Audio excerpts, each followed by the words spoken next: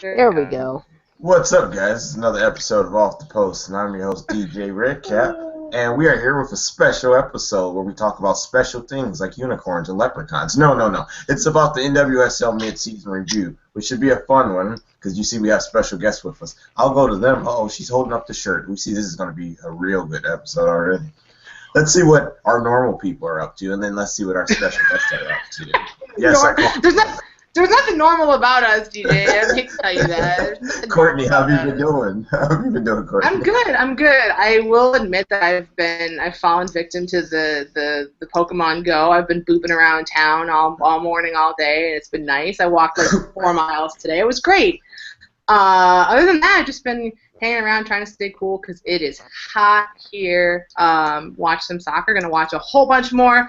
Unfortunately, the whole 4-game thing at 7 o'clock tonight, it's a bit rough, but we'll or around 7 o'clock tonight at the same time. But I'll figure it out, and it's gonna be great. And we're here, and I'm happy that we're here. Glad to have you, Jen Hayes. What has Jen Hayes been up to? Well, I had to miss the first half of the game because of real life, but yeah, after a very long and aggravating day, I'm so glad to be doing this show. Nice. Now let's go over to the cool people. I'm going to go to the guy wearing the Florida Gator shirt right now. Adam, tell him who you are and a little bit about yourself and where you're from. Hi, thank you for having me. My name's Adam. I'm half of the team that set up the WWF show, and I'm based over here in England, in Nottinghamshire to be precise. And yeah, Patty and I just are business partners and do the show like that. Nice. We're glad you're fine. This is going to be a good one, definitely. And now, Patty, tell them a little bit about yourself and what you do, too. Yeah, I joined Adam a few years ago, and we started Women's World Football Show, which is a podcast and internet radio show. We cover women's soccer all over the world. And, we just fight the good fight, try to keep people talking about women's soccer just like you guys, and just keep the conversation going. Spreading the love. Yeah. Glad to have you on. Yeah, so guys, this is how the episode's going to go. We're going to talk about the U.S. Women's National Team, and then we'll get into the NWSL review, and we'll keep it simple like that. First thing, I guess we're going to talk about, as usual, lineups, our thoughts on that. We're going to go to you first, Courtney, a little bit about lineups, and then can you jump into the first half a bit for us, Courtney? Yeah, I mean, I don't think that I was really surprised about the lineup at all, considering like who was available, who was coming back from injury, who was maybe not ready yet. I wasn't surprised. I still am not sold on the O'Hara and Klingenberg as we all know I'm like a pretty big Krieger supporter, and I miss seeing her back there because I get it to a point, like why it's happening, but every game I just look and I'm kind of like, I don't really know why this is happening because something doesn't ever really seem to like fully work out, but that's just my opinion. But other than that, I'm not really surprised by anything. I think the first half was kind of interesting. And it kind of back and forth, obviously. And nice to see Crystal Dunn score a goal. And I don't mean that as a slight, so Spirit fans don't yell at me, but like we haven't really seen a lot of Crystal Dunn scoring goals this year, so like it was nice to see on the national team level. But I think that South Africa played really well also. They were high pressing early on, which sometimes is problematic for the U.S., and they held their ground, and unfortunately they had someone go down with like a dislocated elbow really, really early on. That's really unfortunate, but good for them. Like I think they played really well, and the U.S. hung in there, and like obviously did well to score, but they were looking kind of shaky for a little while there. Yep. And now, Patty, let's go over to you and just talk a little bit about the second half and just some of your overall thoughts on the game too. Well, I have to tell you that I love this USA lineup. This is my favorite lineup, and I know all the Krieger fans are like, what? But I mean, I just love this. I love this lineup. Everybody knows I'm not a big Tobin Heath fan, so whenever she's not in the lineup, I'm good. Mm-hmm. I really like the Ali Long, Lindsey Horan matchup in the midfield. So I think that I just love this lineup. Now, as far as South Africa goes, I know you guys want to attack me now. Yeah, well, a little bit. We're good. Yeah, you're still good. We haven't said anything yet. We like you still. Yeah. Hey, I love Krieger too, and if I could have Krieger in there, all the more, all the better. I mean, I think Kelly O'Hara brings a little bit more of attack. Yeah. And if that's what they want, then that's great.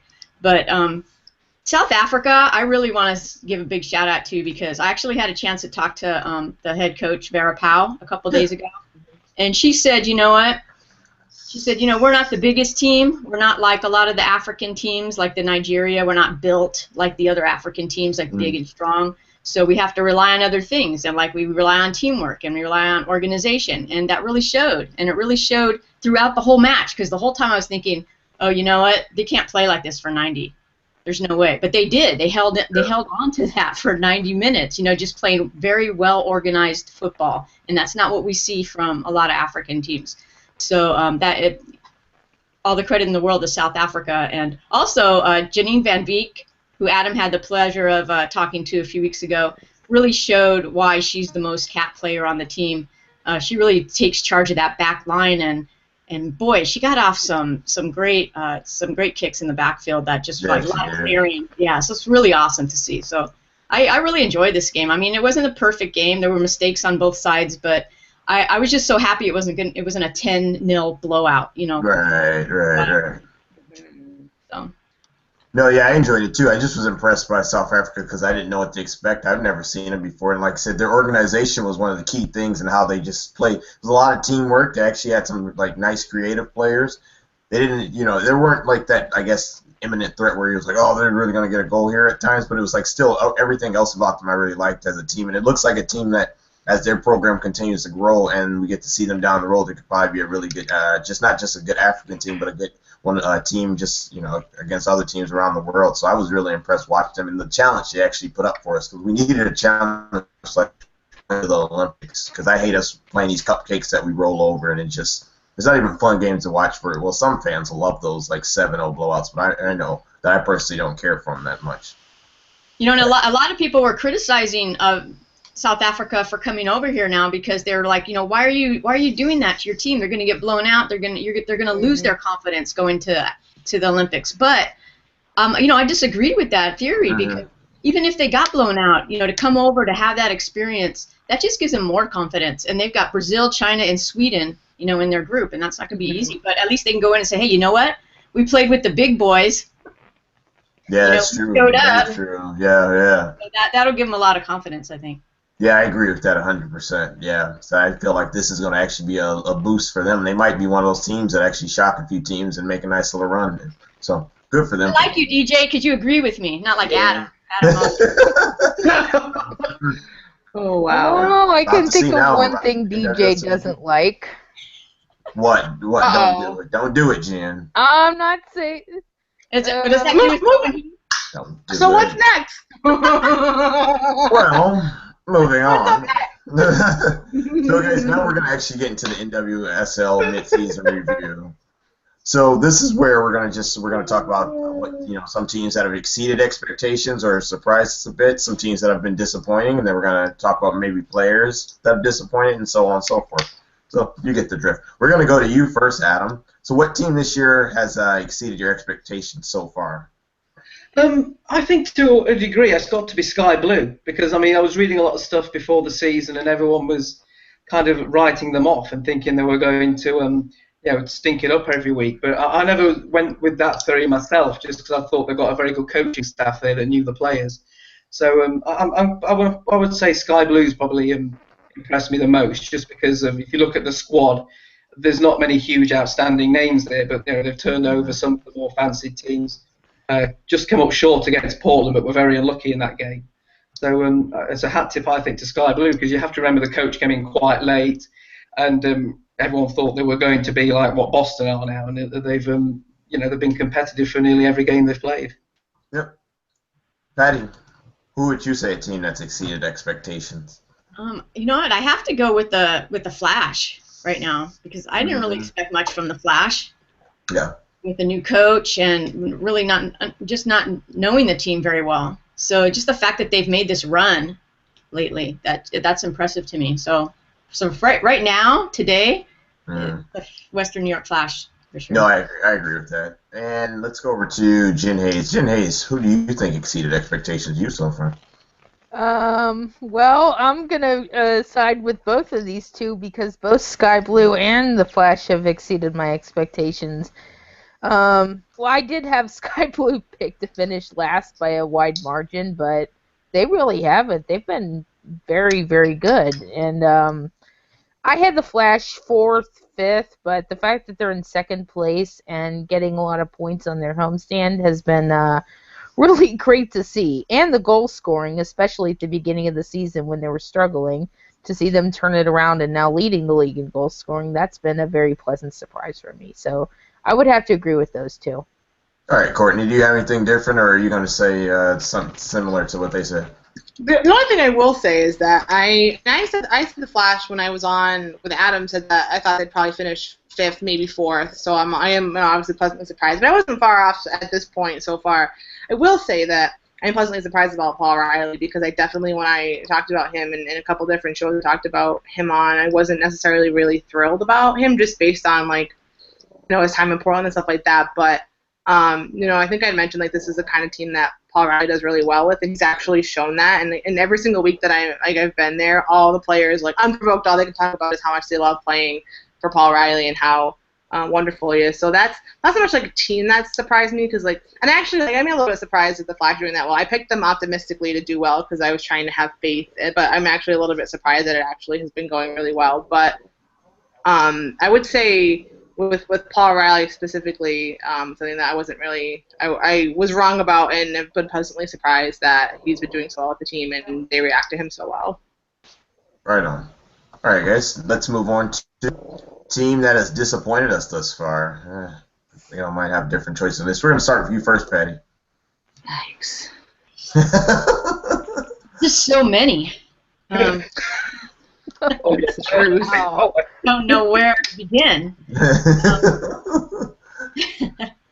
I still have high hopes for Kansas City, so I think that they're gonna make the push during the Olympic break. So, but the team that disappointed, I have to maybe go with the Dash, only because I did have some high expectations for them, and they don't look like a team that might surge. They look like a team that's gonna miss, that top four. So. Mm-hmm. I have to say the Dash, and I don't know what the answer is. It can't all be on Carly Lloyd, so I don't know what the answer is. But I would have to say for me the Dash. Yep, I actually had them ranked. I thought they were going to do much better than they did this year, and they've really failed any type of expectations I've had. Jen Hayes. Same with Patty. I had them, I think, third, and the fact that they have now gone 5 games in a row losing 1-0 is a huge disappointment. And also Kansas City a little bit has been kind of a disappointment because I optimistically picked them to finish second this season. I don't know why, but those are my main two. It's they have good players, but it's just not clicking for them. So those are my 2 picks. For me, with FC Kansas City, I just had more faith in Timrek and Groom. I thought they were going to just blossom to these amazing players, so that's why they were a disappointment where I had them picked higher than they were finishing. So, good ones, Jen. Courtney?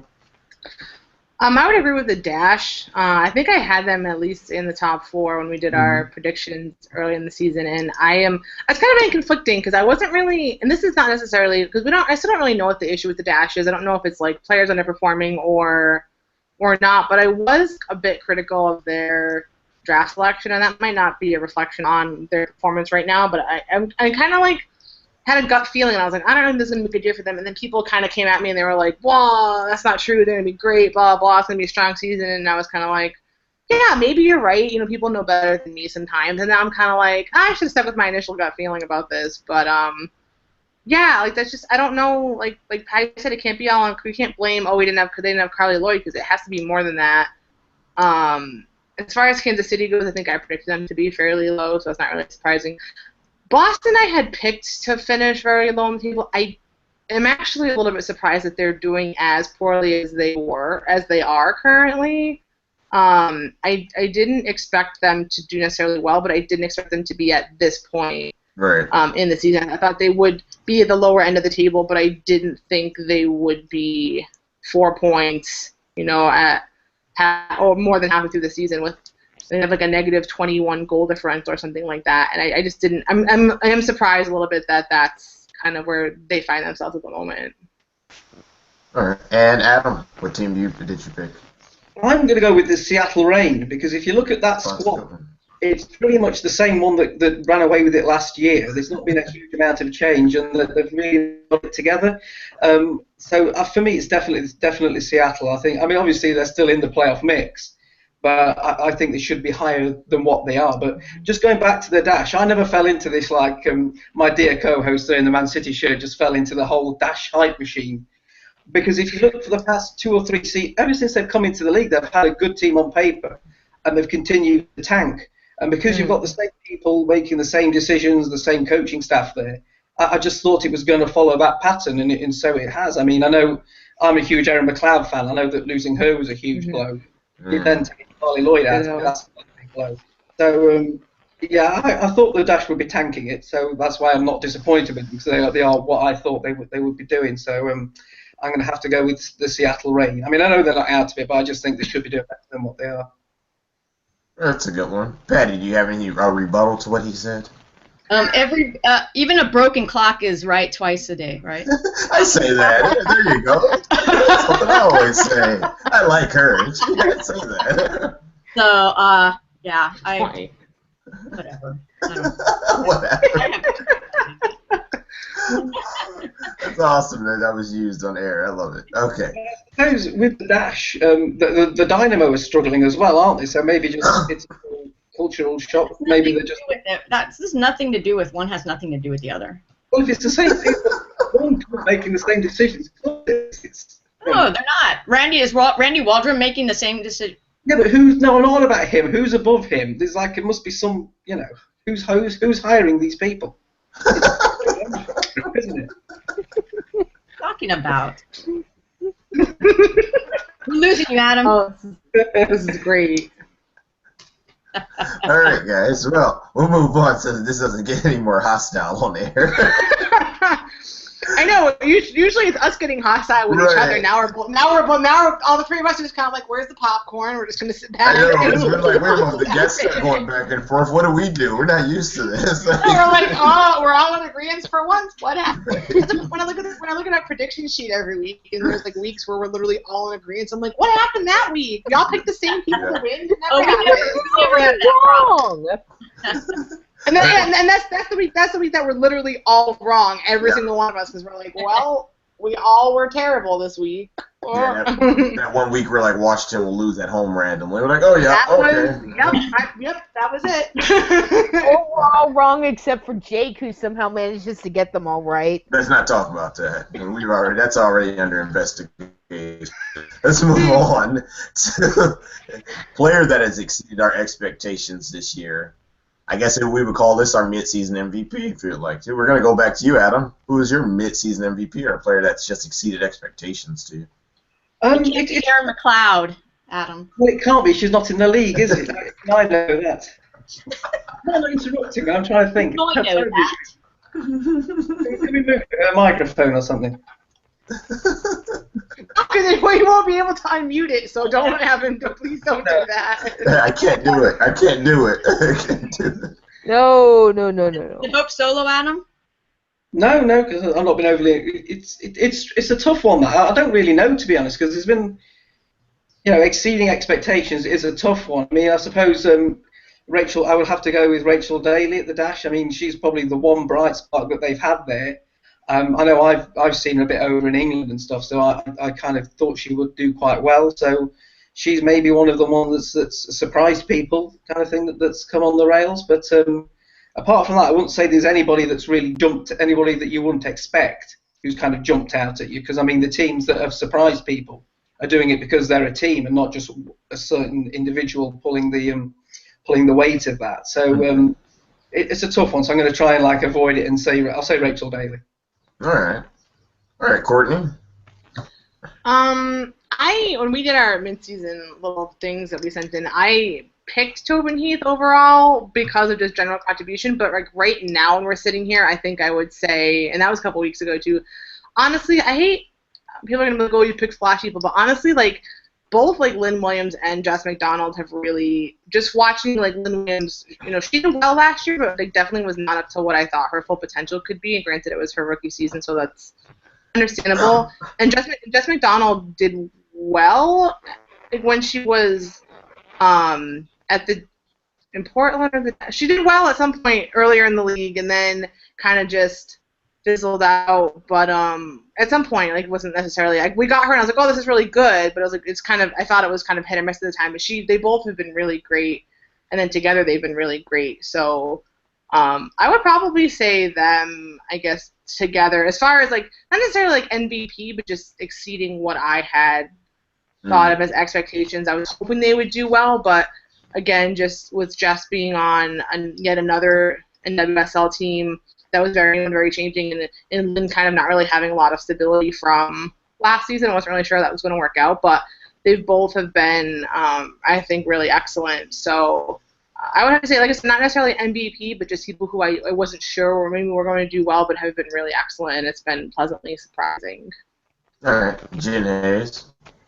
Well, since Courtney stole Lynn Williams from me, you can still pick her. I mean, there's no rule that says you can't pick the same person. She was actually one of two I was gonna pick. The other is Leah Galton. She kind of got off to a bit of a late start finishing off school, but when she came on for her first game in that second half against the Flash, I thought she was great. And she hasn't really done anything since then to make me change my opinion of what she's done in any way. So she's been probably the one player that has exceeded my expectations the most, because I didn't really have too many of her. A second-round pick in what is considered a weak draft class. Didn't really have too many expectations of her coming in, but she has done really well. So Leah Galton's my pick. All right, and Patty. You guys are probably going to laugh at me because this is somebody who I don't think was on anybody's radar at the beginning of the season, not mine, and she's only played one game, and that's Naho Kawasumi. Good call. I think that's a great I think choice. Naho has turned the page on the Seattle Reign after one game. Well, let's hope not. I was in Seattle. I was in Seattle last weekend and saw her, and let me just tell you that team turned on. It was like a light switch. Yeah. Against Boston. What? I said they're only playing Boston. It's not much of a test to choose it, really. It doesn't matter. It doesn't matter who they're playing. The question is who exceeded my expectations. And Naho has exceeded them after one game. That's just the way it is. So you can prove it. They're only playing Boston. Adam, would you like the rebuttal to that? It's always interesting. I don't think you can use one game just to say that they've exceeded expectation. I mean, she's a good player anyway. I could say Jess McDonald, but Jess McDonald, I always have high expectations for her because wherever she goes, whether she's with the Thorns or the Dash or the Flash or the Melbourne Victory, she's always great.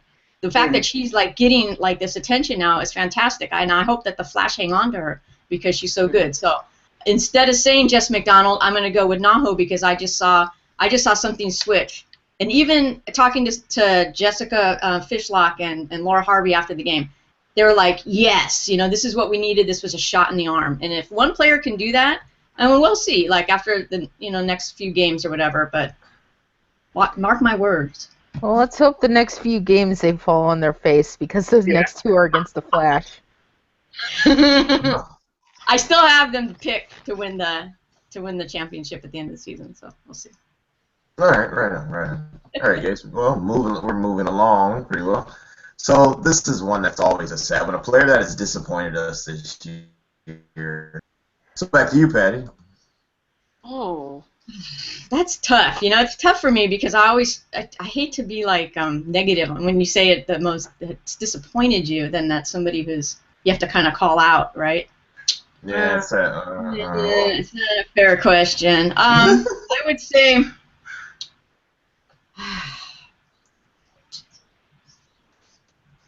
I don't know that I can answer that. Maybe who's the girl at the Pride? Sarah Hagen. Oh yeah. I thought Sarah Hagen. Maybe hasn't lived up to expectations so far. Maybe like disappointed. Maybe is a bad. Or maybe like who hasn't like done that's what we thought. Lived up to expectations more so. Yeah. Okay, yeah, then I would stick with Sarah. I should stick with Sarah Hagen because I thought she'd be more of an impact there, and it seems like she's been like disappeared. I thought that she was going to to stand out there, I guess, a little bit more, and she hasn't. So that's Sarah Hagan. Yeah. All right. Yep. Jen Hayes. Well, a player that I thought would be doing a little better is Fran Silva. I know she'd been itching for playing time and looked like she'd finally gotten it with all the retirements, but she hasn't made the impact that I thought she would for Kansas City, and I think they might be doing maybe a little bit better in the standings if she had shown what I thought she might have shown. So Fran Silva's my pick. Courtney. See, this is I don't know how to phrase like the question I'm about to answer. I don't know. This isn't really fair because she was like injured for part of the season, so like she hasn't been playing not because she hasn't been great, but because she was injured. But like, I honestly at the very beginning of the season was a little bit disappointed in Libby Stout on the Breakers, only because like it was such a big deal that like she was coming over, like she was great over in England, but yeah, like I mean, then she did kind of got injured, and then like when she has been a little bit better, they've been opting to play other players. They've been playing Kranich recently. So I guess it's not really fair to say like disappointed because she has been injured for part of the season also. But my initial impressions, the first couple of games of the Breakers, I was kind of like, what's going on? And that could have been again. Be fair, because I feel the same way Patty does sometimes, where like I don't necessarily like answering this question, but to be fair, like there was obviously some adjustment coming into a new league and things like that, and a different style of play and whatnot. But than what you've been recently playing in. So again, not necessarily like disappointing or like hasn't been living up to expectations, but just my first impression on someone that there's no one else that comes into mind really, except for I guess I could say like I could probably pick someone on the Reign too, like. Several players on the Reign, I guess, kind of going along with like no one who I've expected to really shine on the Reign has really. Again, I could say like Just Fishlock, but she's been injured also. Again, up until a couple weeks ago also, so that's not really fair to say either. So, just like I said, first impressions, I wasn't sold on. I won't say disappointed or hasn't lived up to expectations, but like wasn't necessarily sold on Stout the little bit that we got to see her at the beginning of the season. Maybe that'll change, if she gets better and gets to see some time again this season, but. That's pretty much just thoughts, just some thoughts. That's fine. Adam? It's going to sound like I'm kicking a dog when it's down, but I'm going to have to go with a Boston player, and I think it's Kaya Simon. International quality. You put her in a Matilda's jersey, and she looks absolutely lethal. She's been in marvellous form for Australia, and she's done it in the NWSL before, but she just looks like a fish out of water, doesn't she? She really just... I mean, I know it's always hard when you're on a team that is struggling like mad week after week. It is tough, but if Boston were going to do anything, then because she's the one international class player that they have got in that team, I think. The one that's proven at that level, and she's just not performing. She doesn't... she looks like she's lost, bewildered. So I would have to say her, and not to the same degree, but I am kind of disappointed we haven't seen more of Amanda Frisbee on FCKC. But definitely I for don't me. know what happened to her. No, she's a quality player. And especially with them struggling, and she's not even in the squad at the moment either, is she? Well, that's what I mean. What we have once again, like the Frisbee mystery happens in a season where we have no idea. It happened with the Flash last year. We don't was she injured? Was she not? We don't know what happened to her. She just wouldn't suit up for a game. She wouldn't travel. In the last couple of games, you're right. I haven't seen her in. She played a couple games and was great. I haven't seen her even in the dressing list at all. She doesn't travel with the team, so that's a good question. What is going on with Amanda Frisbee? Patty's not an Amanda Frisbee fan, which is why she's sat there looking. No, I'm indifferent. I don't think she's fantastic. I don't know what the big deal is about Amanda Frisbee. That's all. Because she was drafted by Laura Harvey, and apparently Laura Harvey walks some water. So if she was drafted by Harvey, she must be great. But obviously, I just don't understand what the big deal. There's other players in the league. I don't know. I don't get it. Adam just likes her. What you're saying. Oh, is that true, Adam? No, it's when you see her, she's really good. She had a great college career. You look back at her stats and stuff, and then you so do a million other players. Pardon? I said so do a million other players. I mean, I don't. There's plenty. I mean, this is a very competitive league. Unless you're Boston. You know? What? What? Speak up. Nothing, my dear. Moving on. What comment though on who were you talking about that looked lost? Who were you saying? Simon. That Boston team is very interesting, and all of them look lost, to tell you the truth. And I was at that match. Like I said, I was at that match, and I mean, Steph McCaffrey looked like she was going to cry the whole match.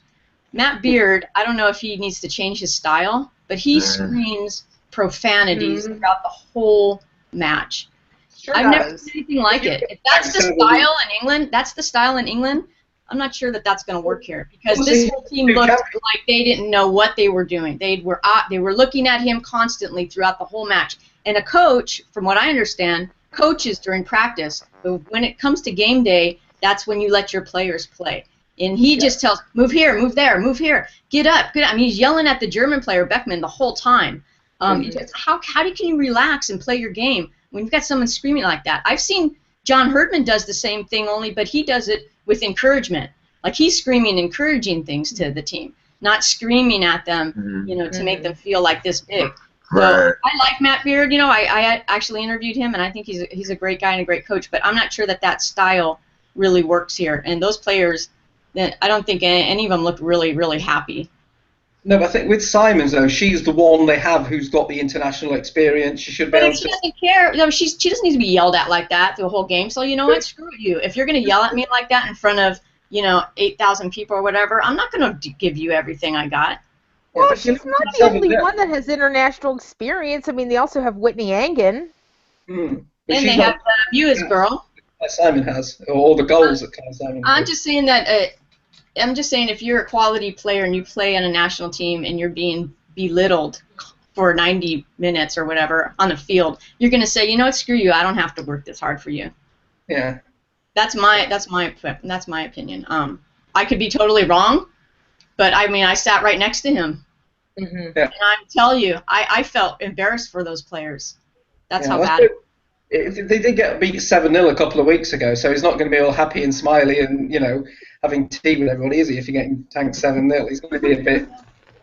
I wish it was 7-0, but unfortunately it was 7-1. Oh, 7-1, was it? Oh, yeah, we forgot that Pretty much the same thing. Right, yeah. That's nice. You got one. Good job, boys. Is that an own goal?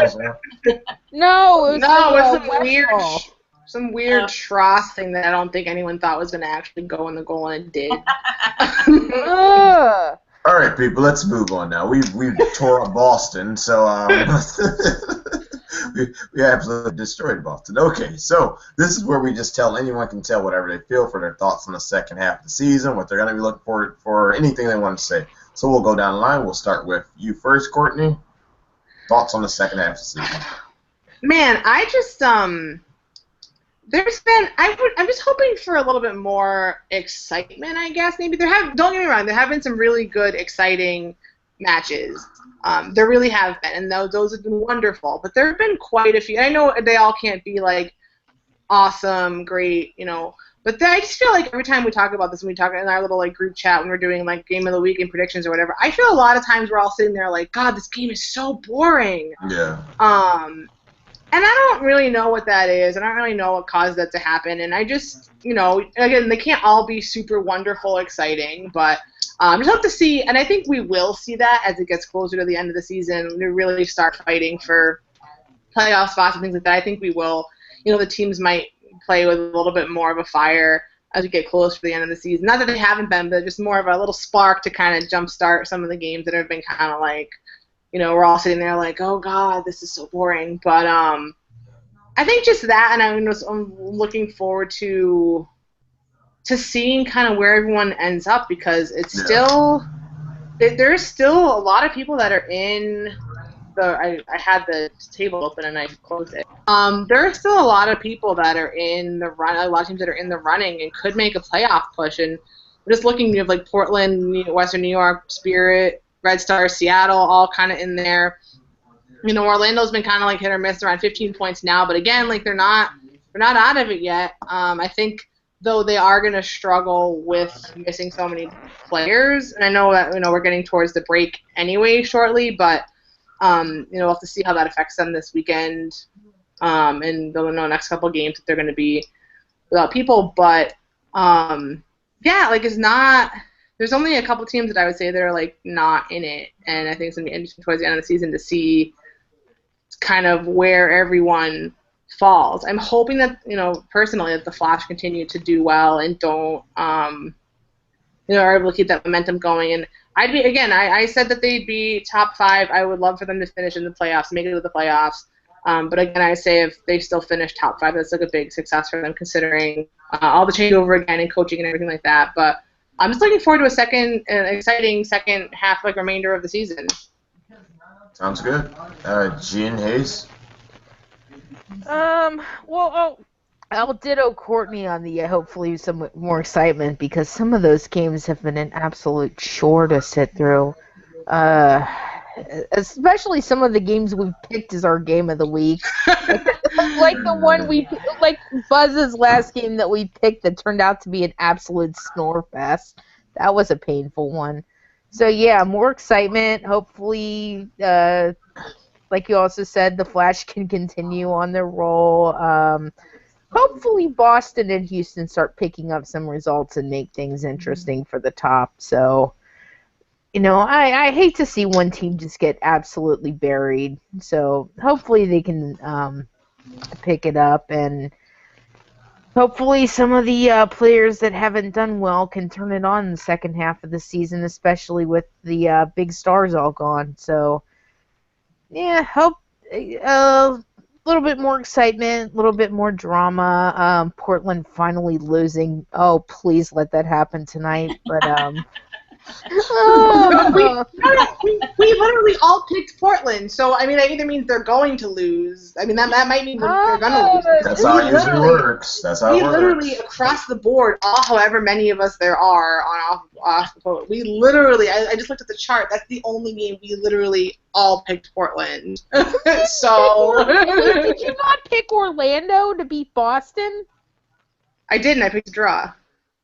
You're gonna look so foolish, but yeah, that's pretty much all I have to say. All right, Patty. Yeah, I'm actually looking forward to the Stars leaving a little bit, because I think maybe that'll add a little bit of excitement. It does. Yeah. Something, Courtney? Sorry, I just wanted to. I'm gonna let you. My Twitter went off, but go ahead and finish. Okay. I'll share. I'll share. No, I didn't mean to roll you. I just went, wait. I was more like, wait a minute, what?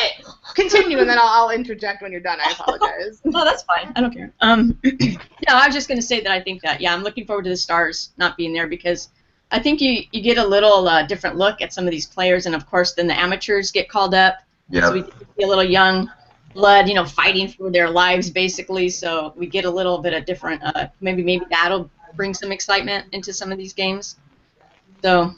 Look and see, but I don't expect Boston and the Dash to be there, but I kind of expect FC Kansas City and Seattle Reign to kind of make a push, especially with the big stars leaving.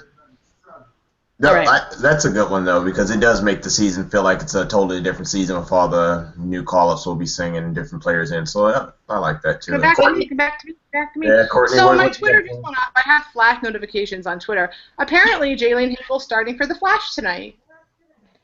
What? And she's not actually with the national team anymore, and is not at camp, and is back in Western New York. What? That's new. Okay, sorry, I didn't mean to interrupt, but I just literally popped on my Twitter, and it was like, surprise, Jalen Hinkle started with the Flash tonight, and I went, what?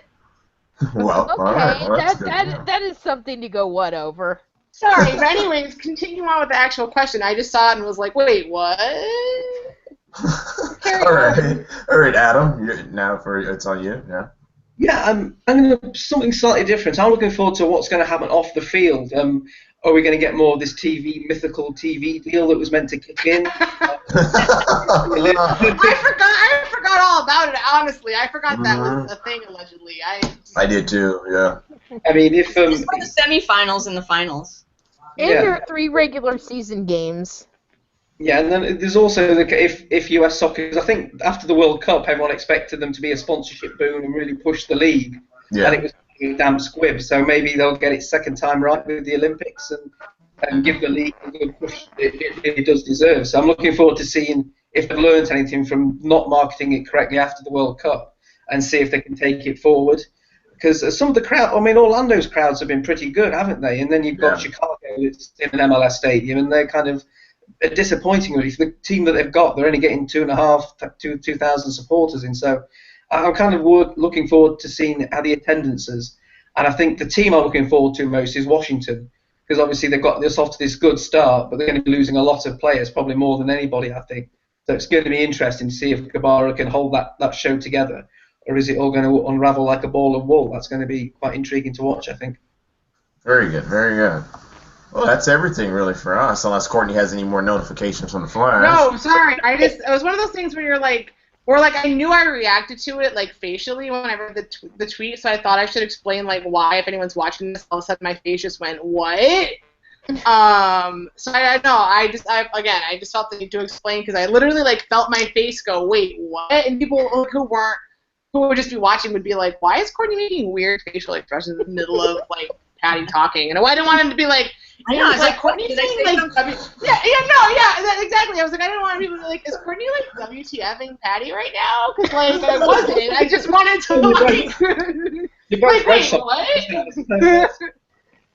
No, I have nothing. I just, like I said, wanted to explain why, if anyone. It wasn't in reaction to anything Patty said. It was just like, wait, my phone literally I don't even look at it, just popped up my notifications, and I went, wait, what? That's all. We're good. Okay, all right. Now it's time for the wrap up then. Well, this was an exciting episode of Off the Post. Thank you, Adam and Patty, for joining us. We appreciate it. Yes. Times 3. Yes, indeed. Round of applause. Where can they find your everything at, huh? What? You cut off, DJ. Did I break off? I was asking Adam, where can they find their show at? Where can people find them at? Oh, yes, if you go to WWFshow.com, all the shows are there, archived, all the ones that we've done. And on Twitter, we are at WWF Show. I mean, we try and answer all the tweets. If I can't do it, the old girl over there will get to them at some point. And